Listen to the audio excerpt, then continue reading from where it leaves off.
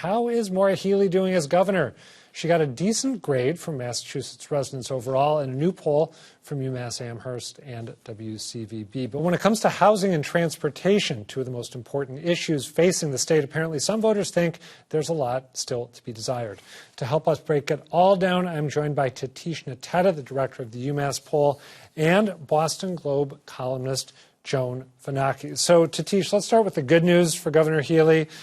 She's got a pretty high approval rating, 58% overall, and she's actually improving with some groups that you wouldn't necessarily expect to think highly of her. Who are they? Yeah, I mean, she's clearly in the honeymoon phase because 6 in 10 voters approve of the job that she's doing and use really positive words to describe her, like strong and competent, smart. And so, she's enjoying a lot of favorable attention from the public. And this comes from the usual suspects. So Democrats, people of color, young people, women, all expressed high approval ratings of the governor. But really surprisingly, since we polled in April, we've seen an increase in job approval from Republicans, from conservatives, as well as from Trump voters.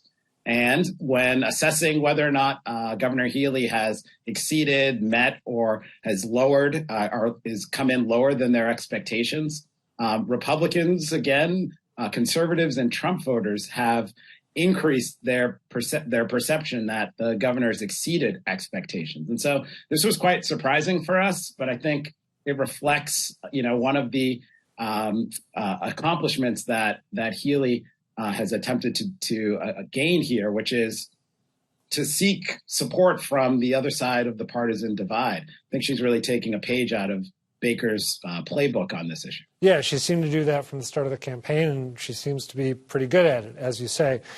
I was struck by the fact that you've got that high favorability mark on the one hand from all the different groups you mentioned, and yet on some of the key issues facing Massachusetts, their people seem to think not nearly as highly of what she's doing.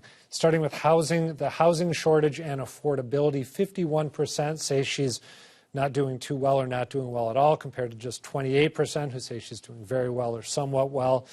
On the MBTA, 43% say she's not doing too well or not doing well at all, compared to 34% who have a more favorable assessment. And then on transportation generally, 41% say not too well or not well at all, compared to 35% who give her better marks.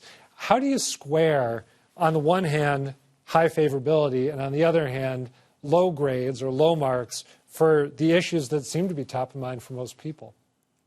Yeah, I think this is a reflection of the intelligence of the voters in Massachusetts. They recognize that these aren't problems that are a reflection, at least directly, on the Healey administration, and these are problems that she inherited not just from the Baker administration, but even going back to the past, from various governors and various administrations. And so I think this is a communication by the voters that these are the issues that they want Governor Healey to tackle, and to tackle directly and to tackle promptly.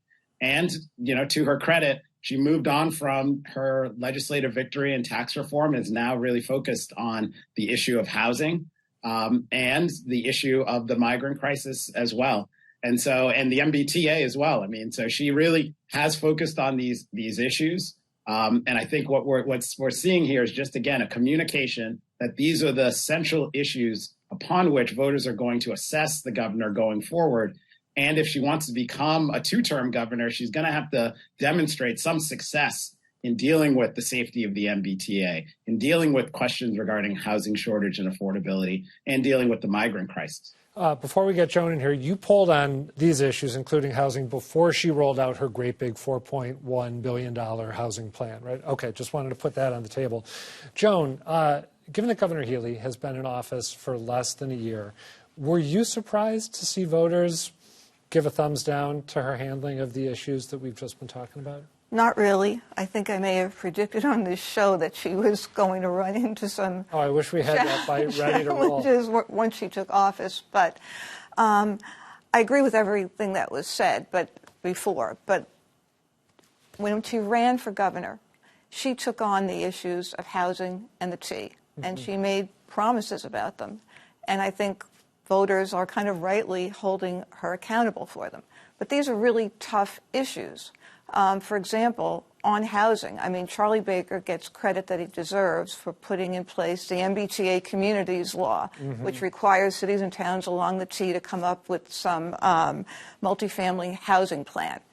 But communities are resisting that. So on one hand, you have people who are saying we need more housing. Right. On the other hand, you have cities and towns who are saying, no, not here. So she has to balance those two conflicting things, right?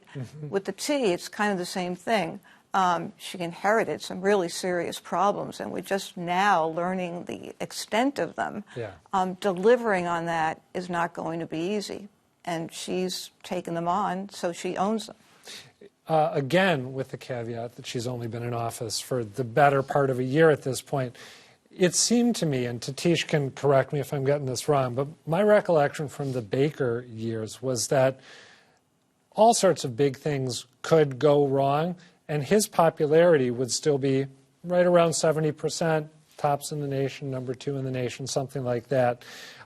We see her starting at a lower mark. Do you expect that the positive impression that voters have of her performance is going to be as durable as the one they had of Governor Baker's for 8 years, if you had to predict again? Well, first of all, there should be a course at the Kennedy School on Charlie Baker, how to be a governor and never be blamed for anything. I mean, people could sign up for that in droves.